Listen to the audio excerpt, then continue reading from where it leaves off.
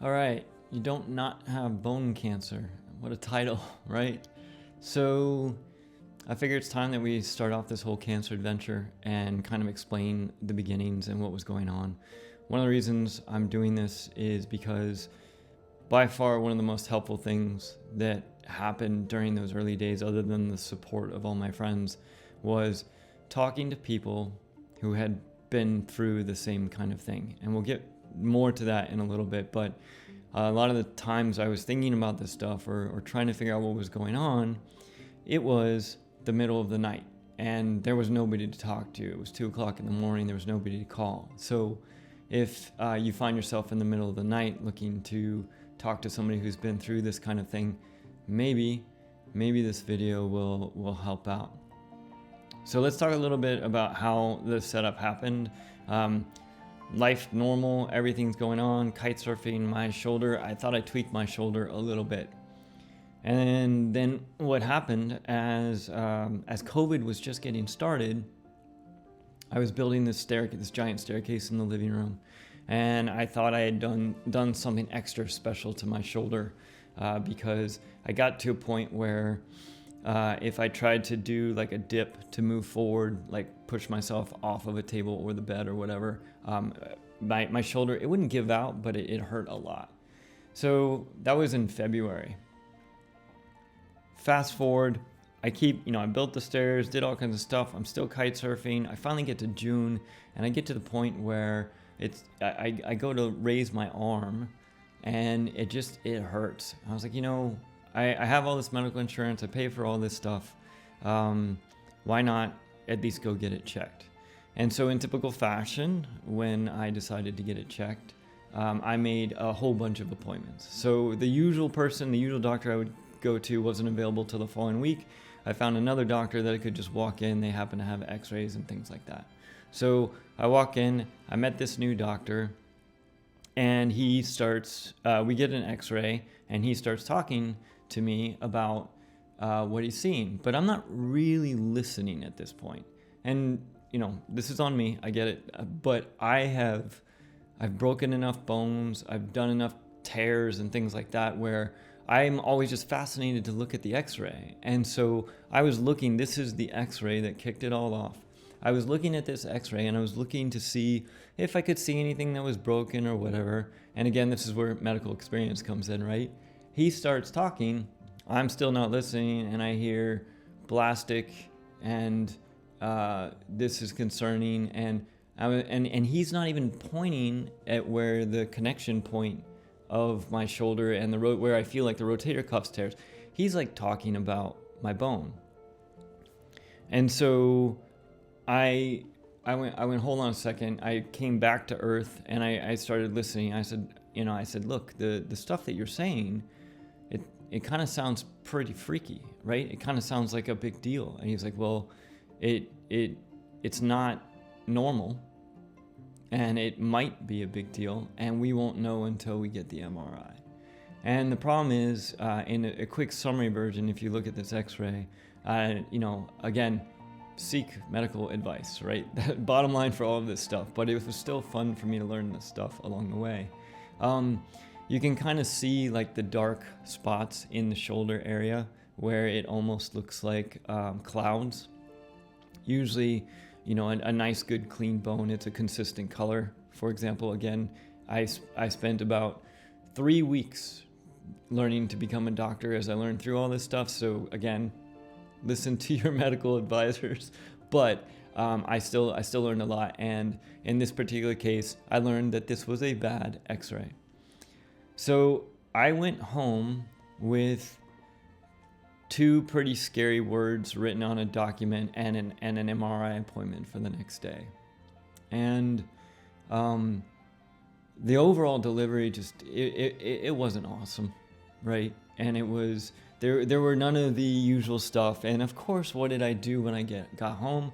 I started searching on the internet, which is what every doctor who usually diagnoses some kinds of whatever says. Don't look on the internet. It's only going to freak you out. But this is also my style. Figure out what it could be. Try to figure out like all the worst case scenarios, the best case scenarios, and start kind of planning it out. And so at this point, everything is just pretty scary, right? I mean, the bad ones are really bad.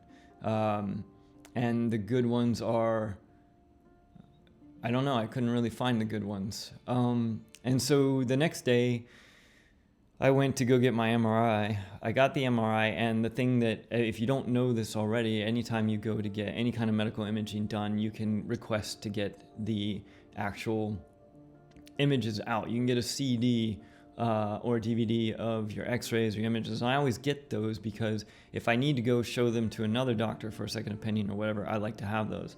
So I got the MRI, and I basically set out to, I mean, it's Friday. I have no follow-up appointment until the following Tuesday with my actual orthopedic doctor.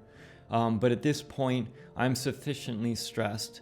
And so what I did is I called my primary. I started booking appointments to try to get ahead of whatever this was going to be. It felt like something was coming. So the following week, I had appointments with a normal oncologist. I had appointments with my actual orthopedic doctor. And then, I had talked to my primary to get me all the information that I could of who to talk to. So it's Friday night. I have nobody to talk to. And what am I going to do? I set about teaching myself how to read an MRI. I had nothing to do. I wasn't going to sleep. I might as well figure this out. I discovered on the disc that with the MRI comes the software that they use to kind of look at the MRI. And so that first night, or the second night, that Friday night, as I was sitting down to look at this MRI, trying to figure out what I was up against, I kind of started wrapping my head around how this worked. And so I set about to teach myself how to read MRIs and see if I couldn't get a better idea of what I was potentially up against. And so quickly, this top portion up here is a view of my bone looking down, the length of the bone from the shoulder straight down. And the section below is just a view almost from the front. And these lines represent the cross section of where you're viewing from the other view. So for example, right now in the top view, I'm just above where the bone starts, and as I scrub down, this cross section is now inside the top of my humerus bone. And vice versa. When I'm down here, the cross section moves back and forth through the actual bone itself. Now, as you can see here, as I'm scrubbing, a couple, I can just bring up a couple areas that I started using as references. And generally, this is all supposed to be nice, smooth color. And as you can see here, there's some particularly cloudy and just, not clean areas. And so I started comparing this to what I saw on the internet. Again, I'm teaching myself years and years of what requires medical experience in a night.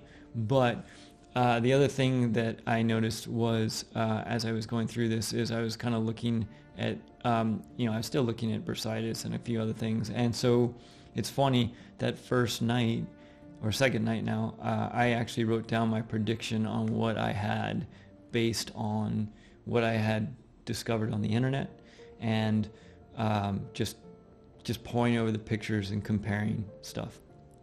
And I actually wrote down that I did have bursitis, that I did have a rotator cuff tear, and also my guess was that I had a stage 2 or 3 chondrosarcoma, which was a bone cancer. I really did not want to write down stage 3. Part of the reason for that is because, it all comes down to a numbers game, right? Your survivability past 5 years, the later the stage is, goes down. And so I didn't want to write down 3, but I forced myself to write down 3 as an option, just to kind of be real about it. So as I'm wrapping my head around all that, that's when, I'm sitting alone in the dark. That's when actually kind of one of the first good thing kind of that happened in this. Well, I mean, probably the second. First good thing is the doctor found it. The approach and leaving me on my own, that's a whole other thing, but whatever. The next good thing that happened, and it's kind of like a good version of social media, as I was sitting there alone in the dark that first night, I just felt like I had to write it down. So I wrote it down, and that's where all of my friends, many of you who are potentially listening, came out of the woodworks and reminded me it was exactly what I needed. And I learned so much that night. I learned one, I was surrounded by champions, people who had been through other, life-threatening illnesses and similar stories that I just didn't even know about. And so as everybody came out of the woodworks and they reminded me about how scrappy I was, and they cracked jokes, right? They made completely inappropriate jokes that made me laugh, and just kind of showed up and showed support. And one of the most kind of beneficial or helpful things at that time was other individuals who'd been through a similar situation were able to immediately identify, and one, they were still here to tell me about it, which was very reassuring. And two, they all said the same thing. The thing that kills you in the beginning is the uncertainty.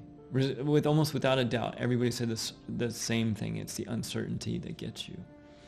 And so one of the fun small world stories in there, and a part of the group of friends that came out as a result of me posting on social media, was I had been kite surfing in Aruba a few years prior, met some cool people, and I had loaned a rash guard to a woman who was a doctor, and she chimed in and said, "I'm so sorry, that you had this experience with this doctor. They left you alone and all this stuff." And it was just really cool to see how that kind of thing can come back around. But one of my lifelong friends from college, as a result of that post, also reached out to me that night. And it actually was pretty funny because he said later he was glad he was kind of tipsy that night, because if he had seen it sober, he might have been, it would have freaked him out. But after he had a chance to talk to some of his co-workers and fellows, basically he came back and said that, yeah, it's looking pretty rough, but there are still a lot of options on the table. And so to everybody who helped me through that first night, second night, and that first weekend while I was waiting in a period of uncertainty, there's really no way I can ever express my gratitude. It was awesome. So I rolled through the weekend, and then I had my appointment. And at the same time, I booked a bunch of appointments with my doctor. I said, this is what I'm trying to get in front of. They were awesome. I got set up with an oncologist, and we basically started eliminating variables. And that was the goal. I was like, what can we knock out until we figure out what this thing is? And so we started getting blood work and all that stuff. And at the same time, I had an appointment with my normal orthopedic doctor, and he did this really cool thing when we were talking. What he said to me was, he basically looked at it and said, yes, there's something going on, whatever it is. He asked, are you familiar with termites? And I said, yes, I know what termites are. He's like, don't worry. Basically what you've got termites. And what we need to do is we need to figure out the best way to eradicate the termites. I've seen people come back from this, and they're surfing today, and they're doing all the things they normally do. And one of the things that I really appreciated about that explanation was it took this thing that I didn't know was cancer yet, but cancer, or however bad it was, but it took this thing, cancer is this, that you don't feel like you can do anything about. And it solidified it into an actual tangible bug that I could actually fight. So that was actually awesome. That was one of the first, in addition to the support of my friends, people reaching out, that was one of the first things that I was like, okay, hell yeah, let's go. then we started doing all the blood work. We're working through the blood work, all of the blood work. Everything's coming back that I'm healthy. I mean, we eliminated some of the scarier plasma stuff just through blood work, which was great. So now, with some of the scarier stuff, making it past 6 months might have been interesting. And then we were able to eliminate a whole bunch of the other cancers. And then we effectively, and this is where we got to, kind of like the next milestone where this particular oncologist was very cool and very helpful. He said, well, it's not nothing. So in the back of my mind, because there's still a little bit of optimist in there, I'm still hoping that it's nothing. But every doctor I consecutively talk to, nobody dispels that. They all say, well, it's not nothing. This was my new favorite version of it. It's not nothing. And so, and it's not a knock. It takes time to figure this stuff out. And again, anybody I talked to who had been through a similar experience, they came up with the same thing. It was multiple weeks before they finally figured it out. And it's a grueling time period. If you are going through this, it's not fun. It's not fun. But at the same time, I still had the question in my mind of how widespread is this? And so we ordered a bone survey. And what we did with that bone survey was we basically took x-rays of all my bones. I was like, why not just, it's one of the most cost-effective procedures out there, from an answer standpoint. Let's find out what's going on. Let's eliminate another variable, because I'm all about eliminating the variables. So we got the bone survey, and I remember I couldn't get the CDs that day because it was too late in the day, but the tech was awesome, and he let me sneak a peek at all the stuff. By this point, I'd been poring over bones and x-rays for so long that I kind of had a good idea of what healthy bones looked like, at least. And even if I was wrong, I didn't care. I looked at the stuff. I thanked the tech emphatically because everywhere else was good. Everywhere else looked like what I had come to learn a healthy bone should look like. And at this point, I'm on cloud 9. This was like a huge positive day for me. And so I was so excited that I bolted to, I think it was Carl's Jr. or Jack in the Box. I don't even know. I had a great big sandwich because I hadn't been eating super well.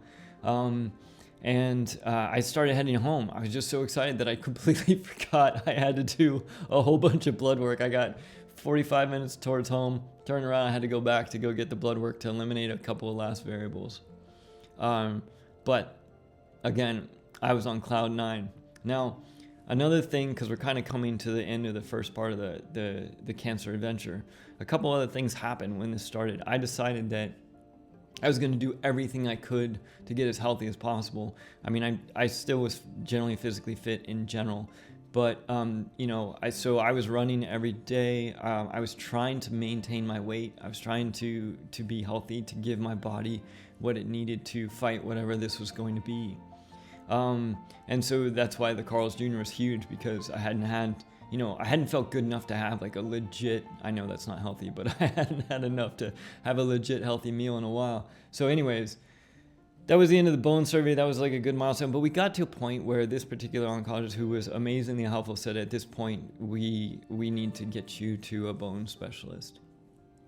And so I went and met with the doctor who one of my lifelong friends from college had recommended to me. And he was awesome. He and I want to say the nurse practitioner, they sat with me for like almost an hour. And I hit them with every question I could think of under the sun. And finally, after almost 2 weeks, he basically looked at everything I'd brought. I brought him the MRIs, I brought him the x-rays, I brought everything. And he looked at it, and this was where we finally confirmed. He said, we won't know for sure until we see the biopsy. We need to get a biopsy. But his guess was that I had a stage 2 or 3 chondrosarcoma, which is bone cancer. So one of my predictions was at least as right as somebody who's medically trained to look at this stuff was. So I was kind of proud of myself at that point. And I also did have bursitis and a possible rotator cuff, but those things didn't matter based on what we were doing. Now, once we confirmed this, this is the point where I looked at the doctor and I basically said, as we kind of discussed the options, he did amazing. He laid out what the playing field was, all the options, worst case, best case. I mean, perfect doctor for my style. And I basically looked at him and I said, hey, if you have to take my arm, the whole arm, cut it off, and it means that I will get a chance to see Rascal graduate, take the arm. But I'm still telling my friends that it was a shark attack. And so he looked at me like I lost my mind, which was awesome. And, I have friends, I even had nurses. I have my friends who are nurses. They all volunteered to stitch like shark bite teeth and everything around it. And and he looked at me, he's like 7 years ago, maybe we would have taken the whole arm. But now, 95% of the time we don't have to do that.